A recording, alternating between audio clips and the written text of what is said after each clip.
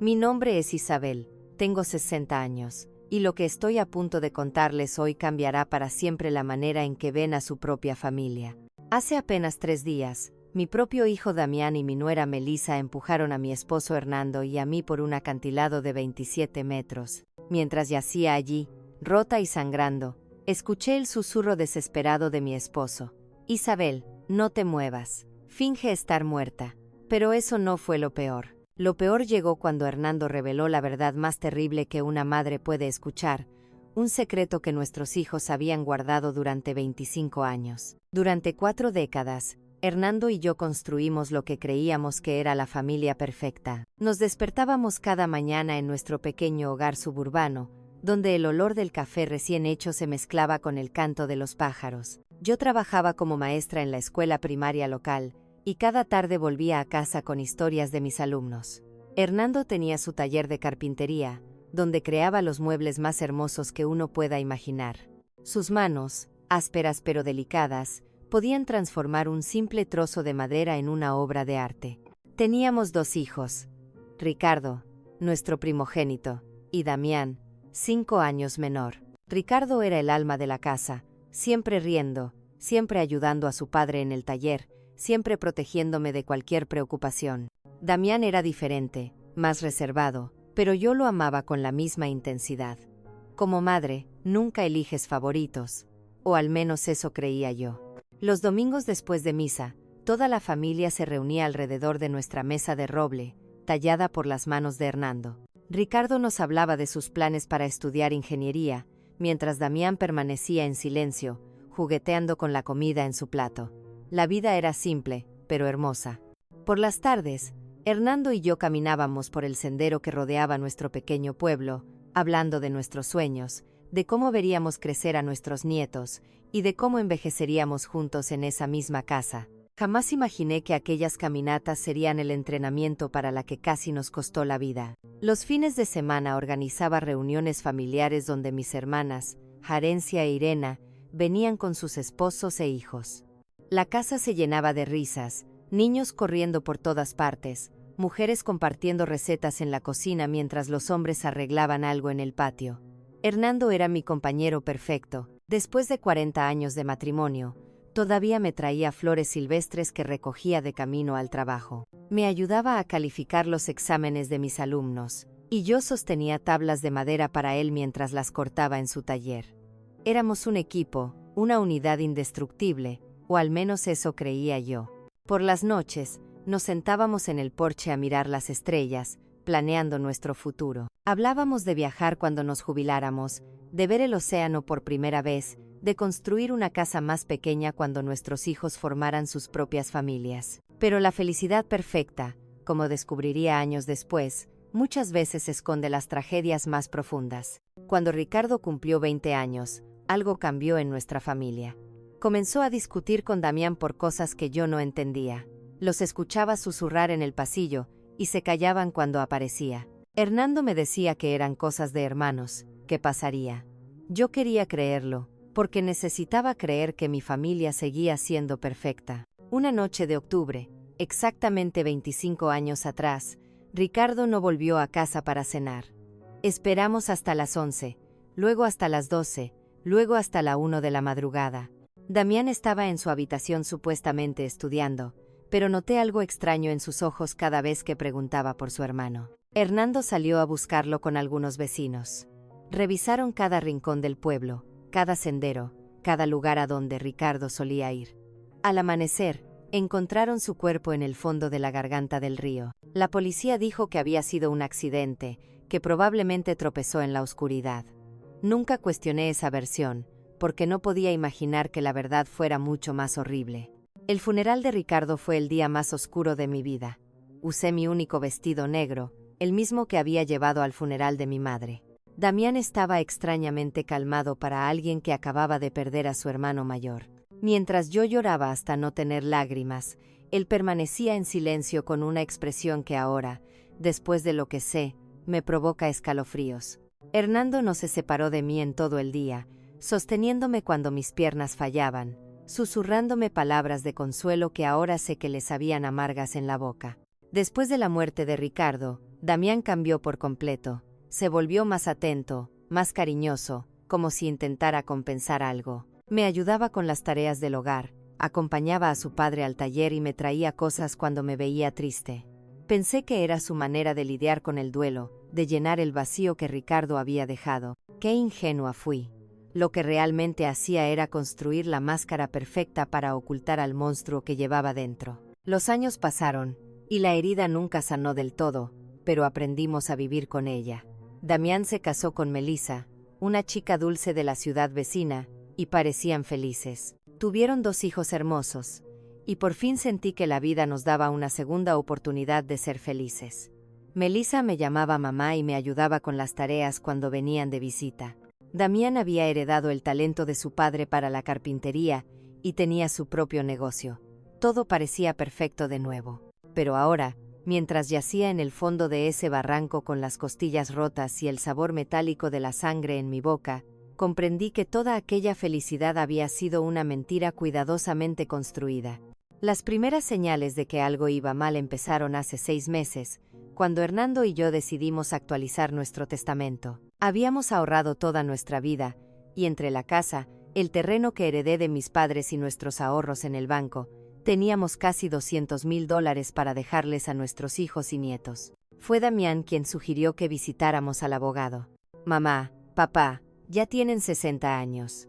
Es importante tener todo en orden, nos dijo con esa sonrisa que ahora me parece siniestra. Melissa asentía a su lado, acariciando mi mano con esos dedos que luego me empujarían hacia la muerte. Los queremos mucho, y queremos asegurarnos de que estén protegidos, añadió con su dulce voz. Qué ingenua fui al interpretar esas palabras como amor genuino. El abogado, un hombre mayor llamado Alberto, a quien conocíamos desde hacía años, nos explicó las opciones. Podíamos crear un fideicomiso, dividir la herencia entre los hijos de Damián o simplemente redactar un testamento tradicional. Damián insistió en que él y Melissa fueran los únicos herederos, argumentando que se encargarían de distribuir todo de manera justa entre los nietos. Además, dijo, nosotros los cuidaremos cuando sean mayores. Es mejor que tengamos acceso a los recursos para ocuparnos de ustedes como corresponde. Algo en su tono me incomodó, pero Hernando parecía convencido.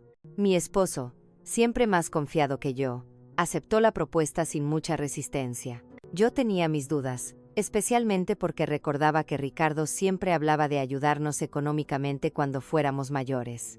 Mi hijo mayor tenía sueños, planes, un futuro que siempre incluía protegernos. Pero Ricardo ya no estaba, y Damián era nuestro único hijo vivo. Firmamos los papeles un martes por la tarde. Recuerdo que Melissa llevaba un vestido verde precioso y me dio un gran abrazo después de la firma. Ahora somos una familia unida para siempre, me susurró al oído. Sus palabras me dieron un escalofrío entonces, aunque no sabía por qué. Damián estrechó la mano de su padre con una sonrisa que no llegaba a sus ojos.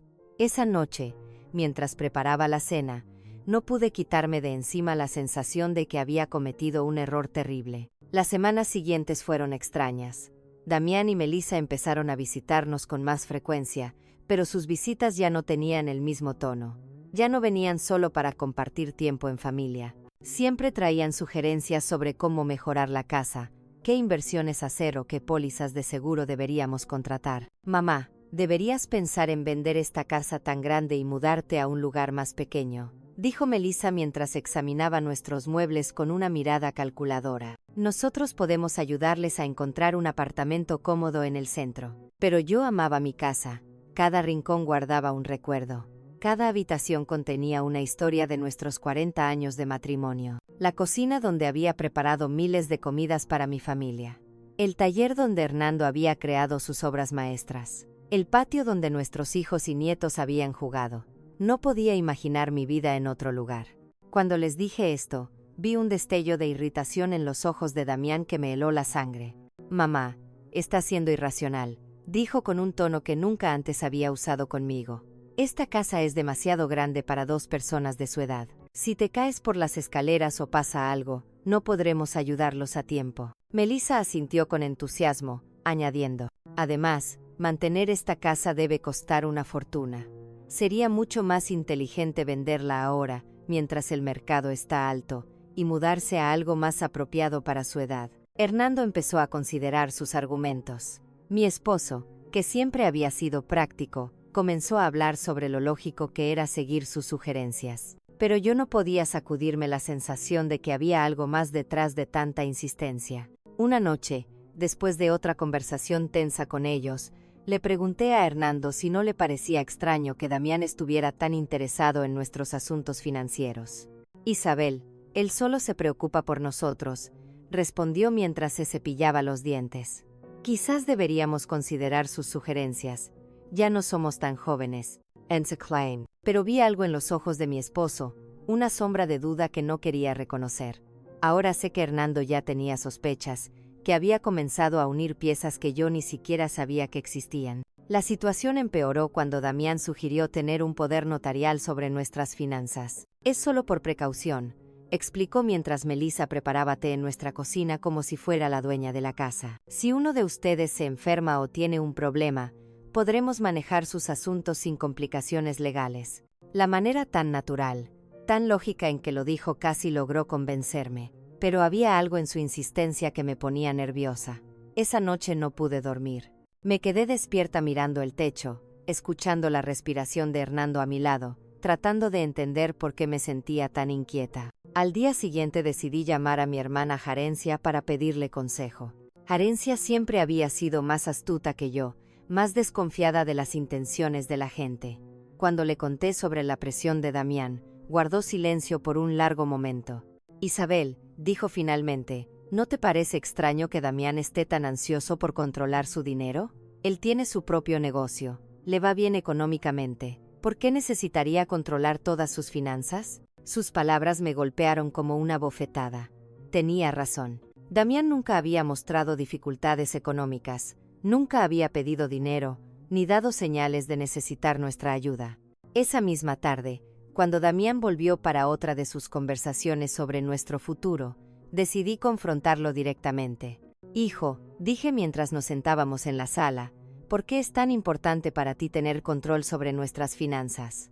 Tu padre y yo seguimos en pleno uso de nuestras facultades. Su reacción fue inmediata y reveladora.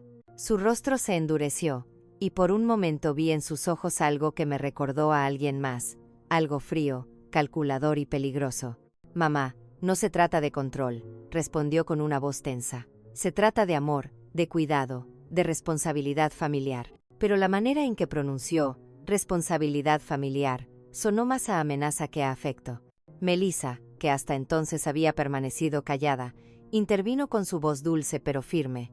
Isabel, solo queremos lo mejor para ustedes. Es doloroso verlos preocuparse por cosas que nosotros podríamos manejar tan fácilmente. Esa noche, después de que se fueron, Hernando y yo tuvimos nuestra primera discusión seria en años. Él pensaba que yo estaba exagerando, que veía problemas donde no los había. Yo insistí en que algo no estaba bien, que el comportamiento de nuestro hijo había cambiado demasiado. Hernando, dije mientras lavábamos los platos, ¿recuerdas cómo era Damián antes de que Ricardo muriera? Era distinto, más distante, más. No sé cómo explicarlo, pero había algo en él que me daba miedo. Mi esposo dejó de frotar el plato que tenía entre las manos y me miró fijamente. En sus ojos vi algo que nunca había visto antes. Reconocimiento. Isabel, dijo con un hilo de voz. Hay cosas sobre la muerte de Ricardo que nunca te conté. Unquote. Mi corazón comenzó a latir tan fuerte que pensé que iba a romperse. Las palabras de Hernando me golpearon como un rayo. ¿Qué cosas sobre la muerte de Ricardo? Pregunté con voz temblorosa. Mi esposo se dejó caer pesadamente en una de las sillas de la cocina, la misma mesa donde habíamos compartido miles de comidas familiares, donde Ricardo hacía sus tareas, donde Damián siempre se quedaba en silencio. Hernando se pasó las manos por el rostro, como si intentara borrar los recuerdos que lo habían atormentado durante 25 años. La noche en que Ricardo murió, comenzó con voz quebrada. Damián no estaba en su habitación estudiando como dijo. Yo lo vi salir de la casa alrededor de las 8. Lo seguí porque algo en su actitud me preocupaba. Había estado muy extraño esos días, más agresivo, más resentido. Mi esposo hizo una pausa, mirando sus manos como si la verdad terrible que había escondido por décadas estuviera escrita en ellas. Los vi discutiendo junto a la garganta del río, Isabel. Los escuché gritarse cosas horribles. Mi mundo empezó a dar vueltas. ¿Qué se decían? Susurré, aunque una parte de mí ya no quería saber la respuesta. Hernando levantó la vista y vi lágrimas en sus ojos. Lágrimas que ni siquiera había derramado en el funeral de nuestro hijo mayor. Hablaban de la herencia. Isabel. Damián estaba furioso porque Ricardo era el primogénito, porque según las tradiciones familiares, él heredaría la mayor parte de nuestros bienes. Pero había algo más. Algo sobre dinero que Ricardo había descubierto. ¿Qué dinero?, pregunté, sintiendo que el suelo desaparecía bajo mis pies. Hernando suspiró profundamente antes de continuar. 3 días antes de morir, Ricardo vino a hablar conmigo al taller. Había descubierto que Damián estaba robando dinero de nuestra cuenta de ahorros. Pequeñas cantidades al principio, pero luego sumas más grandes. Ricardo tenía pruebas. Había estado investigando durante meses. Mi mente se negó a procesar lo que estaba escuchando. Mi hijo menor, el que se mostró tan atento después de la muerte de Ricardo, el que había fingido ayudarnos, cuidarnos, nos había estado robando desde antes de que su hermano muriera. ¿Por qué nunca me dijiste nada?, le reproché a Hernando, sintiendo la traición multiplicarse por 2. Porque cuando llegué a la garganta esa noche, ya era demasiado tarde, respondió con voz ahogada. Vi a Damián de pie junto al cuerpo de Ricardo. Nuestro hijo menor estaba temblando, llorando, repitiendo una y otra vez: fue un accidente, fue un accidente. Me miró con esos ojos desesperados y me rogó que lo ayudara. Papá, me dijo. Ricardo tropezó cuando intentó golpearme. Yo solo me defendí, y él perdió el equilibrio. Las lágrimas comenzaron a correr por mis mejillas sin control. Pero tú le creíste, murmuré aunque ya sabía la verdad. Hernando asintió lentamente con una expresión de culpa que lo había consumido por décadas. Era mi hijo, Isabel. Mi hijo menor me suplicaba ayuda, y Ricardo ya estaba muerto. No podía traer a uno de vuelta destruyendo al otro. Quise creer que había sido un accidente, que Damián aprendería la lección, que se convertiría en un hombre mejor después de eso. ¿Y el dinero robado?, pregunté, necesitando conocer cada detalle de aquella pesadilla. Damián prometió que lo devolvería poco a poco, que había tomado el dinero para invertir en un negocio que salió mal. Juró que nunca volvería a hacer algo así, y le creí, Isabel. Dios me perdone, pero le creí porque necesitaba creer que mi hijo no era un asesino. Endo. Me levanté de la mesa tambaleándome, agarrándome de la pared para no caerme. Todo en lo que había creído durante 25 años se derrumbaba frente a mis ojos. Mi familia, mi hijo sobreviviente, mi vida entera, todo era una mentira. ¿Lo devolvió alguna vez?, pregunté, aunque ya conocía la respuesta por la expresión de Hernando. Nunca, respondió con un suspiro derrotado. De hecho, siguió robando pequeñas cantidades que yo fingía no ver porque enfrentarlo significaba admitir que había encubierto un asesinato. Me convertí en su cómplice, Isabel. Cada vez que permanecí callado, cada vez que fingí no notar que nuestras cuentas disminuían, me convertía más en su cómplice. La horrible realidad comenzó a tomar forma en mi mente. Por eso está tan interesado en controlar nuestras finanzas ahora, murmuré. No es porque nos quiere cuidar. Es porque quiere terminar lo que empezó hace 25 años. Hernando asintió con gravedad. Y hay algo más, Isabel. Algo que descubrí hace unas semanas. ¿Qué más podría haber?, pregunté, sintiendo que mi corazón ya no soportaría más revelaciones. Hernando fue a su escritorio y sacó unos papeles que había escondido entre otros documentos. Estuve investigando discretamente las finanzas de Damián. Su negocio de carpintería no va tan bien como quiere hacernos creer. De hecho, está al borde de la bancarrota. Debe más de $100,000 a varios bancos y proveedores. Mis manos temblaron mientras sostenía los papeles. Damián no era el hombre exitoso que fingía ser. Era un fracaso desesperado que había vivido de mentiras y dinero robado durante décadas. ¿Melissa sabe todo esto?, pregunté recordando sus sonrisas dulces y sus abrazos cariñosos. Estoy seguro de que sí, respondió Hernando. He notado cómo dirige la conversación cuando hablan de nuestro dinero, cómo hace preguntas específicas sobre nuestros ahorros, el valor de la casa, nuestras pólizas de seguro. No son preguntas inocentes, Isabel. Son preguntas de alguien que está calculando cuánto vale nuestra muerte. Aquella frase me heló la sangre. Nuestra muerte, repetí en un susurro. Era la primera vez que consideraba que Damián realmente podría hacernos daño. Hasta ese momento, había pensado que solo quería manipularnos, robarnos, tal vez engañarnos, pero nunca imaginé que quisiera matarnos. Hernando, dije agarrándole las manos, tenemos que ir a la policía.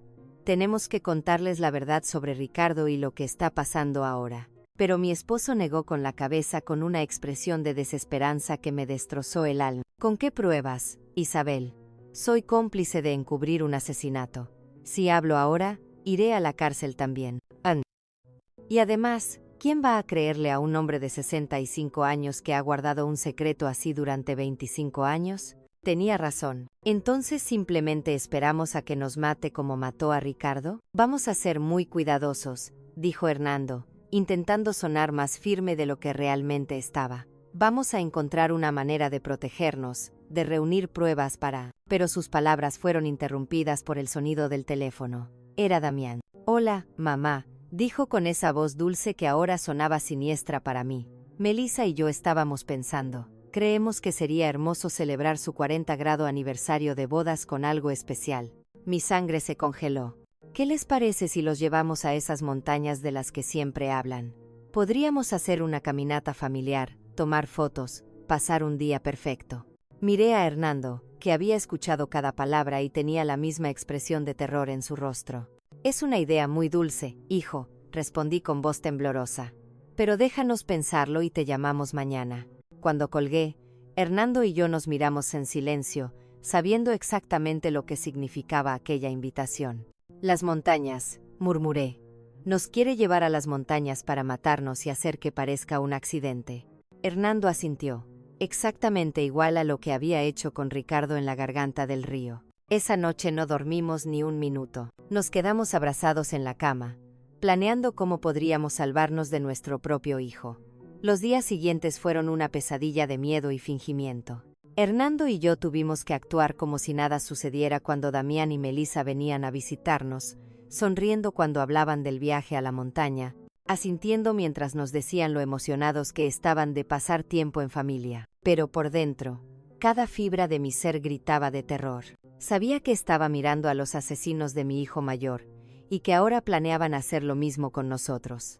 Melissa llegó un miércoles por la tarde con una bolsa de compras y esa sonrisa radiante que ahora parecía la mueca de un demonio. Isabel, querida, dijo abrazándome con esos brazos que pronto me empujarían hacia la muerte, compré algunas cosas para nuestra aventura en la montaña. Sacó galletas, agua, frutas, todo lo que necesitaríamos para un picnic. Cada objeto que mostraba parecía una herramienta más para encubrir nuestro asesinato. También traje mi cámara nueva, añadió mostrando una cámara digital costosa. Quiero capturar cada momento de este día tan especial. La ironía me revolvía el estómago. La única foto que esperaba tomar era de nuestros cuerpos destrozados en el fondo de algún precipicio, si es que alguien los encontraba. Damián apareció detrás de ella con una mochila de senderismo que parecía recién comprada. Papá, dijo a Hernando con un entusiasmo falso, compré todo el equipo necesario para una caminata segura, cuerdas, arneses, linternas, un botiquín de primeros auxilios. Todo para planear nuestro asesinato. Todo para que pareciera un accidente perfecto. ¿No es un poco peligroso para nosotros? Pregunté intentando sonar casual, buscando cualquier excusa para cancelar el viaje. Melissa me acarició la mejilla con una ternura falsa que me revolvió el estómago. Por eso elegimos un sendero muy fácil, aseguró. Hasta los niños podrían hacerlo. Además, nosotros estaremos con ustedes en todo momento. Sí, estarían con nosotros hasta el momento exacto en que decidieran empujarnos. Esa noche, cuando por fin se fueron, Hernando y yo nos sentamos en la sala temblando, no solo del frío, sino del terror absoluto que habíamos contenido durante horas. No podemos ir, dije agarrando sus manos. Simplemente no podemos. Inventaremos una excusa. Si no vamos, respondió Hernando con voz grave, buscarán otra forma de matarnos. Tal vez algo que parezca aún más accidental, un incendio, un robo, una caída por las escaleras. En la montaña, al menos sabemos que van a intentar. Sus palabras tenían una lógica terrible. Entonces, ¿qué sugieres? Pregunté desesperada, buscando cualquier solución que nos mantuviera vivos. Hernando reflexionó unos minutos antes de responder. Vamos a ir, pero vamos a estar preparados. Voy a esconder mi teléfono y lo pondré a grabar todo. Si logramos sobrevivir, tendremos pruebas. Y si no, su voz se quebró. Al menos alguien sabrá la verdad. El viernes por la noche apenas probamos bocado. Sabíamos que quizá era nuestra última cena en nuestra casa, en esa cocina donde habíamos vivido tantos momentos felices. Hernando revisó su testamento una vez más, asegurándose de que si algo nos pasaba, Damián no pudiera quedarse con todo sin dejar rastro. Escribí una carta, confesó sacando un sobresellado de su escritorio. Está dirigida a tu hermana Jarencia. Le explico todo, lo de Ricardo, lo que creemos que planea Damián, todo. La escondí donde guardamos los documentos importantes. Si no regresamos, ella sabrá dónde buscar la verdad. Esa noche nos acostamos abrazados, susurrándonos palabras de amor que podían ser las últimas. Si algo me pasa, dijo Hernando, quiero que sepas que estos 40 años contigo han sido lo mejor de mi vida. A pesar de todo, de los secretos y de los errores, te amo más que a mi propia vida. Lloré en silencio, memorizando cada sonido, cada olor, cada latido a su lado. El sábado amaneció con un cielo despejado que parecía burlarse de nosotros.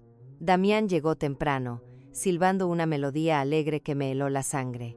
Buenos días, tortolitos, dijo desde la puerta. ¿Listos para la gran aventura? Melissa apareció detrás de él, radiante como una novia camino al altar, excepto que este era un altar para la muerte.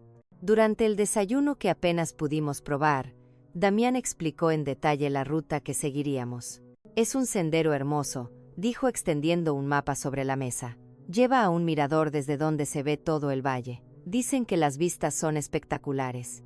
Sus ojos brillaban con un entusiasmo que me pareció diabólico. Claro, las vistas serían espectaculares. Serían las últimas que veríamos. El sendero tiene algunas partes empinadas, añadió Melissa como si diera un dato turístico, pero nada que dos caminantes experimentados como ustedes no puedan manejar. La forma en que dijo, caminantes experimentados, sonó a burla. Hernando y yo apenas caminábamos por el parque de vez en cuando. Ellos sabían exactamente lo que estaban haciendo. Elegir una ruta que nos agotara, debilitara y dejara vulnerables. Mientras cargábamos el coche, vi a Damián revisando meticulosamente su mochila, cuerdas, una pequeña pala, un objeto que parecía una pistola de bengalas. ¿Para qué es eso?, pregunté, señalando la pistola. Para seguridad, respondió sin vacilar. Si nos perdemos o algo sale mal, podemos enviar una señal. Sí, claro, una señal para que encontraran nuestros cuerpos y confirmaran la farsa del accidente. Todo estaba calculado. Cada detalle, cada movimiento. El trayecto hacia las montañas duró 2 horas que se sintieron como una eternidad. Melissa puso música alegre y cantó como si realmente fuera un paseo familiar. Damián conducía cuidadosamente, obedeciendo cada señal, cada límite de velocidad. No quería arriesgarse a un accidente que arruinara sus planes. Hernando tomó mi mano discretamente y activó la grabación de su teléfono. Desde ese momento, todo estaría registrado. Si sobrevivíamos, tendríamos pruebas. Si no, al menos la verdad no moriría con nosotros. Cuando finalmente llegamos al inicio del sendero, mi corazón latía tan fuerte que escuchaba sus golpes en mis oídos. El lugar era hermoso, árboles altos, el sonido de un río cercano, pero para mí era el escenario de nuestra ejecución. Damián y Melissa bajaron del auto sonriendo, bromeando, actuando como la pareja feliz y amorosa que nunca fueron. ¿Listos para la aventura?, preguntó Damián. Y por primera vez en 25 años, vi en sus ojos el mismo destello frío que había visto la noche en que mató a su hermano. El sendero comenzó de forma relativamente fácil, entre árboles frondosos y rocas cubiertas de musgo. Melissa caminaba delante, tomando fotografías y comentando lo bonito del paisaje. Miren esas flores silvestres, decía señalando unos arbustos con flores amarillas. Y ese pájaro tan hermoso, Anse. Su actuación era perfecta. La nuera dulce, cariñosa, emocionada por un paseo familiar. Damián caminaba detrás de nosotros, supuestamente para asegurarse de que no nos quedáramos atrás. Pero podía sentir su mirada clavada en nuestras espaldas como un cuchillo. Cada vez que me giraba a mirarlo, él sonreía con esa sonrisa que había perfeccionado durante 25 años de mentiras. ¿Cómo van, mamá?, ¿Necesitan descansar?, preguntaba con falsa preocupación. Después de una hora, el sendero comenzó a volverse más empinado. Mis piernas ya estaban pesadas y Hernando respiraba con dificultad. Sabían exactamente lo que hacían: agotarnos, debilitarnos, preparar el terreno para la ejecución. Ya casi llegamos al mirador, anunció Melissa. Una mentira. Según el mapa que había visto, faltaba al menos una hora más. Eso solo podía significar una cosa: no planeaban llegar al mirador. El lugar elegido para matarnos estaba más cerca. Durante el recorrido, intenté memorizar cada rama, cada roca, cada curva. Si sobrevivía, tendría que contarle todo a la policía. Hernando hacía lo mismo. De vez en cuando cruzábamos una mirada silenciosa llena de terror y determinación. «Oh, miren eso», gritó Melissa de repente, señalando una formación rocosa a nuestra derecha. «Ese acantilado tiene una vista increíble. ¿Por qué no subimos allí para unas fotos especiales?». Mi sangre se congeló. Allí estaba, el lugar que habían elegido. El acantilado tenía unos 27 metros de altura. La subida se veía peligrosa: piedras sueltas, pocos árboles para sujetarse, y al final, un precipicio que daba a una garganta profunda llena de rocas afiladas. «No sé si sea buena idea», dije tratando de sonar casual. «Ese senderito parece muy peligroso para nuestra edad». Pero Damián ya caminaba hacia allí, cargando la mochila llena de equipo de seguridad. «Vamos, mamá», dijo con la voz que usaba de niño cuando quería convencerme. «Solo son unos minutos. Además, Melissa tiene razón, las fotos serán espectaculares». La forma en que dijo «espectaculares» me hizo temblar. Hernando me apretó la mano en silencio. Sabíamos que no podíamos negarnos. Si lo hacíamos, buscarían otro lugar, o algo peor. Teníamos que seguir adelante para obtener las pruebas. La subida al acantilado fue agotadora. Las piedras sueltas se deslizaban bajo nuestros pies, y más de una vez estuve a punto de caer. Pero lo más aterrador era darme cuenta de lo perfecto que era aquel lugar para un asesinato. Si alguien tropezaba por accidente allí, no había manera de sobrevivir. Y lo más importante, no había testigos. «Ya casi llegamos», gritó Melissa desde arriba, donde había llegado con la agilidad de alguien que conocía el terreno a la perfección. Damián la siguió, y luego nos ayudó a Hernando y a mí a subir los últimos metros. Sus manos en mis brazos se sentían como las garras de un buitre. La vista desde el mirador era realmente espectacular. Se veía todo el valle, las montañas en la distancia y el río serpenteando entre los árboles. En cualquier otra circunstancia, habría sido un momento hermoso, pero sabiendo lo que sabía, aquel lugar parecía el escenario perfecto para una pesadilla. «Vengan aquí para la foto», gritó Melissa, colocándose cerca del borde del acantilado. «Quiero que el valle salga de fondo». Hernando y yo nos acercamos despacio, cada paso llevándonos más cerca del vacío. Pude ver a Damián colocándose detrás de nosotros, calculando las distancias, midiendo ángulos. «Perfecto», exclamó Melissa, levantando la cámara. «Ahora abrácense y sonrían». Hernando y yo nos abrazamos quizá por última vez mientras ella tomaba foto tras foto. Cada destello de la cámara parecía un rayo anunciando la tormenta. «Toma una más», sugirió Damián acercándose. «Pero esta vez den un paso atrás para que se vea mejor el paisaje». Un paso atrás, justo al borde, justo donde querían que nos colocáramos. Hernando y yo intercambiamos una mirada. Había llegado el momento. Nos movimos hacia atrás tal como nos indicaron, sintiendo que la tierra firme desaparecía bajo nuestros talones y solo quedaba el vacío detrás. Melissa levantó la cámara una vez más, pero esta vez vi algo distinto en sus ojos. Ya no había necesidad de fingir. La máscara había caído.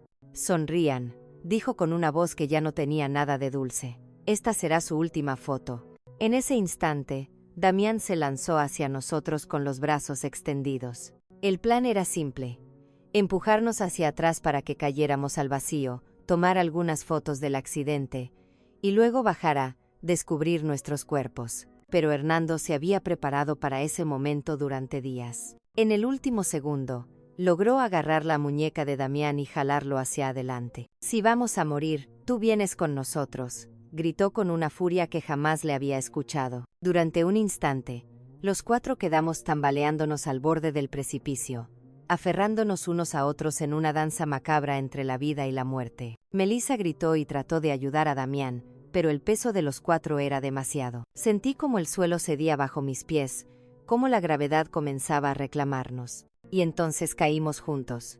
Los 4. Caímos abrazados por el terror, gritando mientras el aire silbaba a nuestro alrededor y el suelo rocoso se acercaba a toda velocidad. Esos segundos se sintieron como una eternidad. Pensé en Ricardo. Pensé en cómo debió sentirse él cuando Damián lo empujó al vacío 25 años antes. El impacto fue brutal. Escuché el sonido horrible de huesos rompiéndose, el sonido de mi propio cuerpo estrellándose contra las rocas. El dolor era indescriptible, pero incluso más terrible era el sabor metálico de la sangre en mi boca y la certeza de que esta vez Damián había ganado. Esta vez no habría testigos. Esta vez la verdad moriría con nosotros. Pero entonces escuché la voz de Hernando, débil pero clara. Isabel, no te muevas. Finge que estás muerta. Y comprendí algo increíble. Aún estaba viva. El dolor era tan intenso que pensé que perdería la cordura. Sentía sangre recorriéndome la cara y algo húmedo y pegajoso empapando mi ropa. Pero las palabras de mi esposo resonaban como un mandato divino. Finge estar muerta.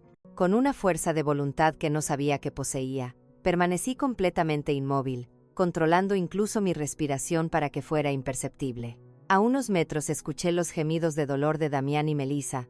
Ellos también habían sobrevivido a la caída, pero por sus quejidos, parecían estar en peores condiciones que nosotros. Melissa, escuché la voz quebrada de mi hijo. ¿Estás bien? Su preocupación por su esposa me revolvió el estómago. Este hombre que había asesinado a su propio hermano y que había intentado matarnos, aún era capaz de mostrar cariño hacia alguien. Creo que me rompí la pierna, gimió Melissa. Me duele muchísimo, Damián. ¿Y los viejos? La forma irrespetuosa en que se refería a nosotros confirmó lo que ya sabía. Nunca fuimos su familia. Solo éramos obstáculos en su camino hacia nuestro dinero. Escuché movimientos, como si Damián estuviera arrastrándose hacia nosotros. Mi corazón latía tan fuerte que temí que lo oyera. Están muertos, anunció después de unos minutos que se sintieron como horas. Los dos tienen los ojos abiertos, pero no están respirando. Su mentira me llenó de una esperanza fría y salvaje. Si creían que estábamos muertos, tal vez tendríamos una oportunidad. Perfecto, susurró Melissa con satisfacción. Salió justo como planeamos. Excepto por la parte en la que caímos nosotros también. Soltó una pequeña risa amarga. Al menos ya no tendremos que pretender que los amamos. Durante varios minutos que parecieron eternos, Damián y Melissa discutieron su situación. Ambos estaban heridos, pero podían moverse. El nuevo plan era arrastrarse hasta encontrar un lugar desde donde pedir ayuda, y luego contar una historia elaborada sobre cómo habían sobrevivido milagrosamente a un trágico accidente en el que sus pobres suegros habían muerto. Recuerda la historia, dijo Damián. Estábamos tomando fotos cuando una roca se movió. Papá tropezó, trató de agarrarse de mamá y los dos cayeron. Nosotros intentamos ayudarlos y también caímos. Es importante que nuestras versiones coincidan. Lo sé, respondió Melissa. Lo hemos practicado 100 veces. Nosotros somos los sobrevivientes traumatizados.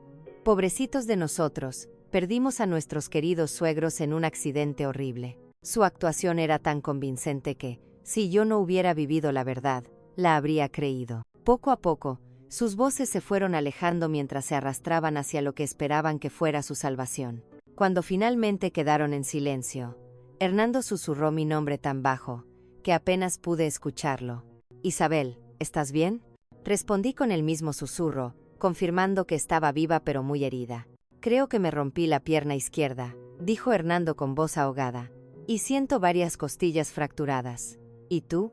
Hice un inventario mental de mi cuerpo. Mi brazo derecho dolía intensamente. Mi cabeza palpitaba como si me golpearan con un martillo. Y mi hombro estaba claramente desplazado, pero estaba viva. Y eso era más de lo que esperaba. Estamos mal, pero estamos vivos, susurré. ¿El teléfono funciona? Sí, pero no hay señal aquí abajo. Esa era la parte más aterradora. Estábamos vivos pero atrapados en el fondo de un barranco, heridos y sin forma de comunicarnos con nadie. Si nadie venía, moriríamos lentamente allí, de sed, hambre o infección. Hernando, susurré, antes de que sea demasiado tarde, necesito que me cuentes todo. todo lo que realmente pasó la noche que Ricardo murió. Mi esposo suspiró profundamente, como si hubiera estado esperando este momento durante 25 años. Esa noche, comenzó con voz temblorosa. Ricardo vino a buscarme al taller. Estaba furioso. Tenía papeles en las manos, extractos bancarios. Me mostró evidencia de que Damián había estado robando dinero. Llevaba meses investigando. Me dijo que iba a confrontarlo esa misma noche. Yo intenté detenerlo, pero no quiso escuchar. Comencé a llorar en silencio mientras lo escuchaba. Lo seguí porque tenía miedo de lo que pudiera pasar, continuó Hernando. Sabía cómo era el temperamento de Ricardo cuando estaba molesto, y había visto algo en Damián esos días, algo frío que me asustaba. Cuando llegué a la garganta del río, estaban gritándose. Ricardo tenía los papeles en la mano. Le decía, eres un ladrón. Estás robando a nuestros propios padres. Damián lo negó todo. Le dijo que estaba loco, que inventaba cosas. ¿Y entonces qué pasó? Pregunté aunque temía la respuesta. Hernando guardó silencio unos segundos. Damián lo empujó. Mi respiración se detuvo. No fue un accidente, Isabel. Lo empujó con toda su fuerza. Lo vi caer. Vi cómo intentó mantener el equilibrio, cómo buscó algo para agarrarse. Pero no había nada. Un grito silencioso se formó en mi pecho. ¿Por qué no me lo dijiste? Porque cuando llegué a donde estaba Damián, él lloraba, temblando, diciendo que había sido un accidente. Me rogaba que lo ayudara. Me dijo que no podía perder a su familia. Y yo quise creerle. El peso de 25 años de secreto se volcó sobre nosotros, allí, rotos en el fondo del barranco. Justo entonces escuchamos voces a lo lejos. Damián y Melissa habían logrado encontrar ayuda. Pronto, los equipos de rescate estarían allí, y nuestros hijos asesinos interpretarían el papel de sus vidas, los sobrevivientes traumatizados de una tragedia familiar. Las voces se acercaban, acompañadas por el sonido de helicópteros sobrevolando la zona. El equipo de rescate había llegado, y con ellos, el momento más crucial de nuestras vidas. Hernando y yo debíamos decidir en cuestión de minutos. ¿Debíamos seguir fingiendo estar muertos hasta encontrar el momento perfecto para revelar la verdad? ¿O arriesgarnos a ser rescatados junto a nuestros asesinos? Isabel, susurró Hernando con urgencia. El teléfono grabó todo. Tenemos la confesión de Melissa hablando del plan. Tenemos a Damián diciendo que somos obstáculos. Tenemos todo. Tenía razón. Pero también tenía razón en lo siguiente. Si Damián y Melissa descubrían que estábamos vivos y que habíamos escuchado su conversación, no dudarían en rematarnos. Tenemos que esperar el momento perfecto, dije entre dientes. Si nos ven vivos aquí, nos matarán antes de que llegue la policía. Están aquí abajo, gritó la voz de Damián desde arriba. Mis padres, por favor, rápido. Su actuación era impecable. Su voz sonaba desgarrada, desesperada, como si realmente fuera un hijo devastado por la tragedia. Señor, cálmese, respondió una voz autoritaria que debía pertenecer al jefe del equipo de rescate. Vamos a bajar. ¿Usted y su esposa pueden moverse? Escuché el sonido de cuerdas, mosquetones, cascos golpeando las rocas. Los rescatistas descendían. Melissa estaba desempeñando su papel a la perfección.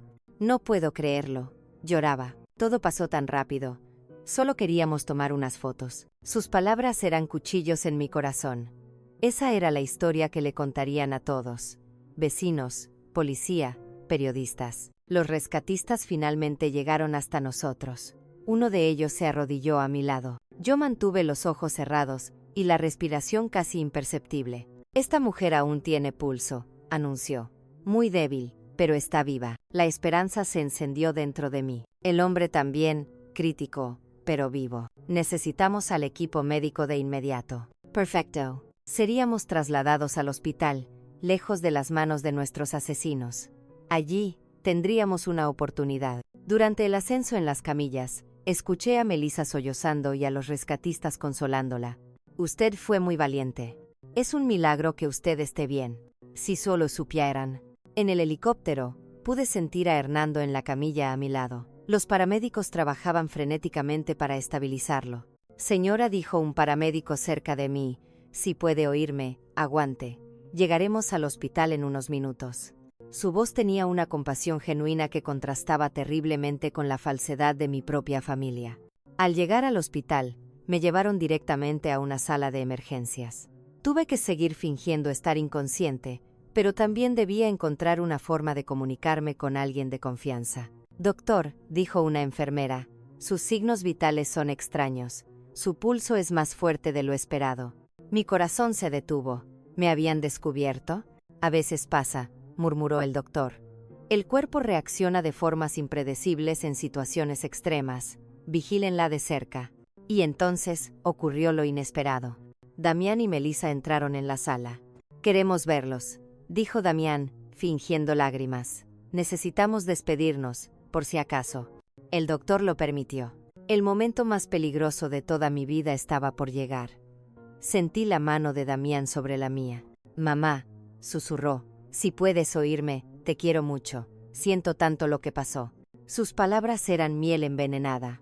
Y entonces, inclinándose junto a mi oído, murmuró, espero que hayas aprendido la lección, mamá. Nunca debiste hacer tantas preguntas sobre nuestro dinero. Hay verdades que es mejor dejar enterradas, como lo de Ricardo. Un escalofrío recorrió todo mi cuerpo. Había confesado, justo allí, en la sala. Y no estaba sola. Una enfermera joven, la enfermera Inns, estaba de pie junto al monitor. La vi congelarse, sus ojos abriéndose como platos. Ella había escuchado todo. Damián no se dio cuenta. La enfermera Inns había escuchado todo. Aún no había dicho nada, pero su rostro lo decía todo. Había entendido la gravedad de cada palabra. Había escuchado a un hombre confesar que intentó matar a sus propios padres y que 25 años atrás había matado a su hermano. Damián siguió hablando, sin sospechar que ya no estaba solo con nosotros. Todo habría sido tan fácil si no hubieras empezado a sospechar. Tú y el viejo siempre tenían que arruinarlo todo. Melissa, nerviosa, le susurró. Damián, basta, vámonos. Pero él no la escuchó. Estaba demasiado confiado, demasiado seguro de que ambos estábamos agonizando. Fue tu culpa, mamá, todo. Si hubieras firmado los papeles y hubieran vendido la casa, nada de esto habría pasado. El mundo entero se detuvo. Inns retrocedió un paso, llevándose una mano a la boca, horrorizada. Había entendido todo, absolutamente todo. Damián finalmente se dio cuenta de que alguien los observaba. Se giró y vio a la enfermera. ¿Pasa algo?, preguntó él, intentando recomponer su expresión. Inns tragó saliva, temblando. Yo tengo que avisar al doctor. Adri. Y salió casi corriendo. En cuanto la puerta se cerró, supe que mi única oportunidad había llegado. Muy lentamente, moví mi dedo índice. Justo eso, un pequeño movimiento, pero suficiente. Cuando Inns regresó con el doctor, sus ojos buscaban desesperadamente cualquier señal. Se acercó a mí y susurró. Si puede oírme, muévame el dedo, si está en peligro. Moví el dedo 3 veces. La enfermera dio un respingo. El doctor me observó detenidamente. Luego miró a los 2 policías que la habían acompañado y dijo: necesitamos privacidad en esta sala. Por favor, acompáñennos. Cuando Damián y Melissa se marcharon, creyendo que todo seguía bajo control, el detective Johnson entró. Un hombre alto, de rostro serio, acostumbrado a malas noticias. Se inclinó hacia mí. Señora Isabel, sabemos que puede oírnos. Está a salvo ahora.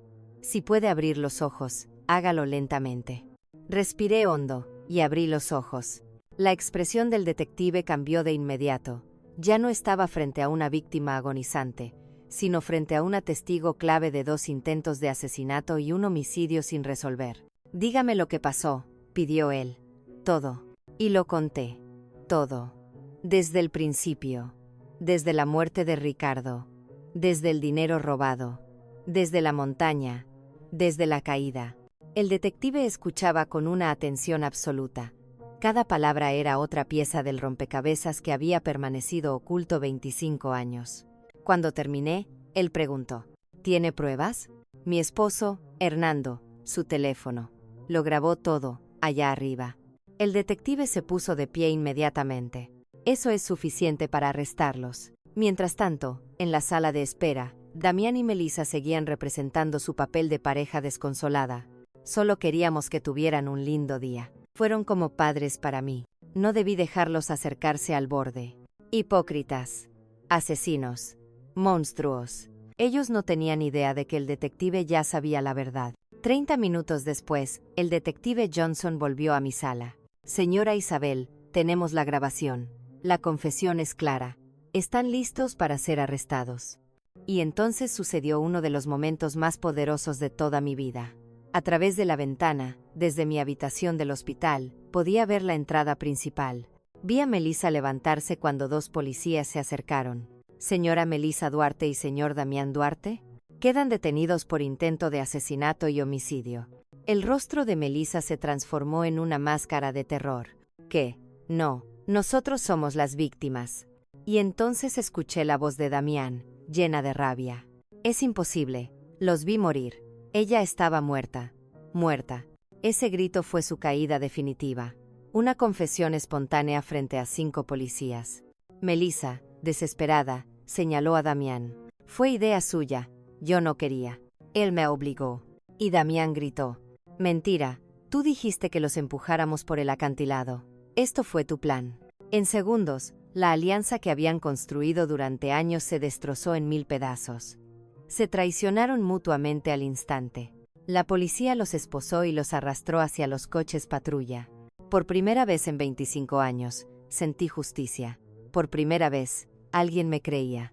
Por primera vez, la verdad era más fuerte que el miedo. El detective Johnson regresó a mi habitación una hora después con una expresión de satisfacción mezclada con gravedad. Están arrestados y camino a la comisaría, me informó. Ambos intentan culparse mutuamente, lo cual solo fortalece nuestro caso.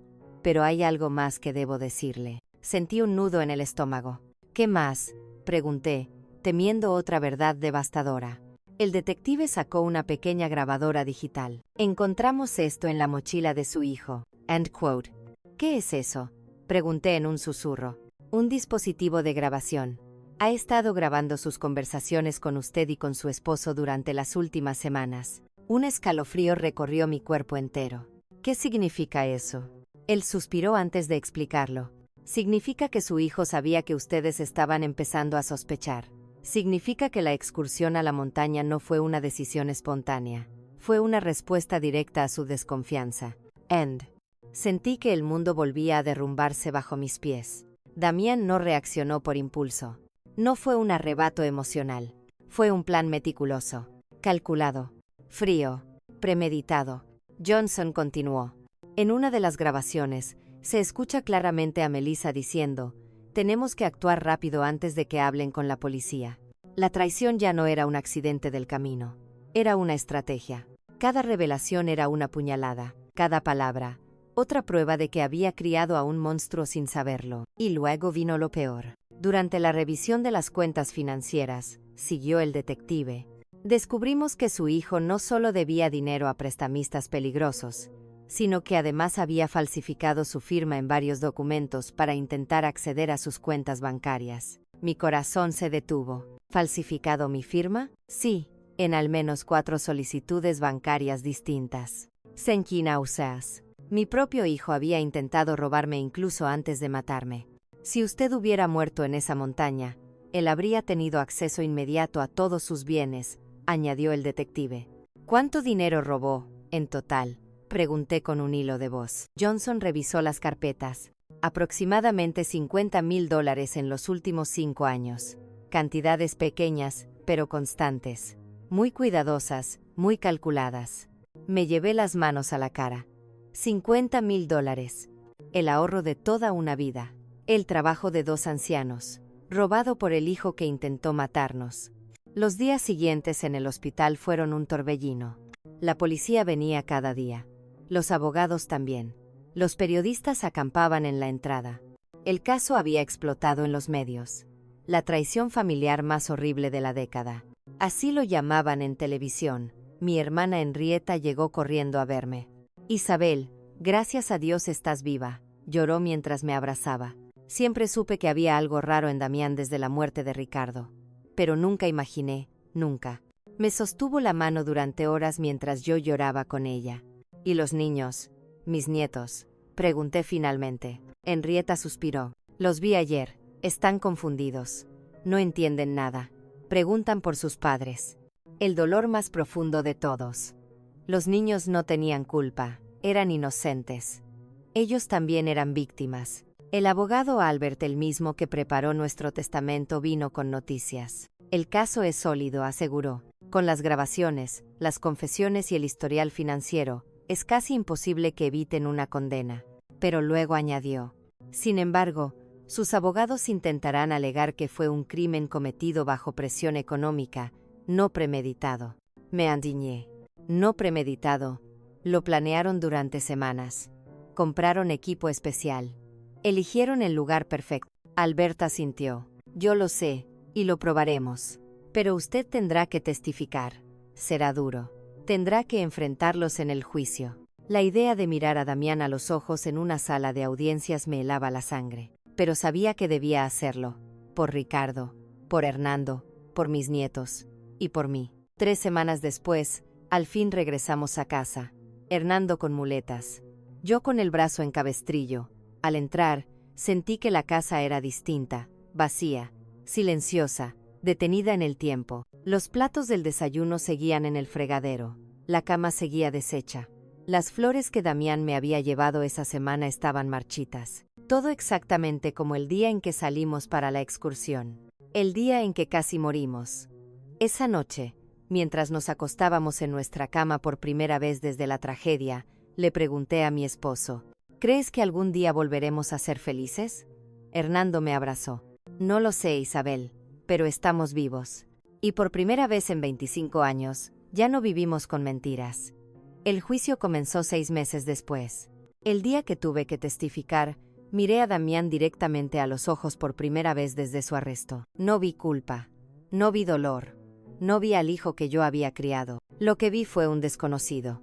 Un hombre frío, calculador, vacío. Un rostro sin alma, incapaz de sentir empatía por nadie. Cuando terminé mi testimonio después de relatar cada detalle horrible de esos 25 años de secretos, mentiras y muerte, me permití decirle unas palabras directamente: Damián, no sé quién eres, pero ya no eres mi hijo. Mi hijo murió la noche en que tú mataste a Ricardo. Y lo que ha vivido en su lugar durante 25 años, es un monstruo al que yo, sin saberlo, ayudé a criar.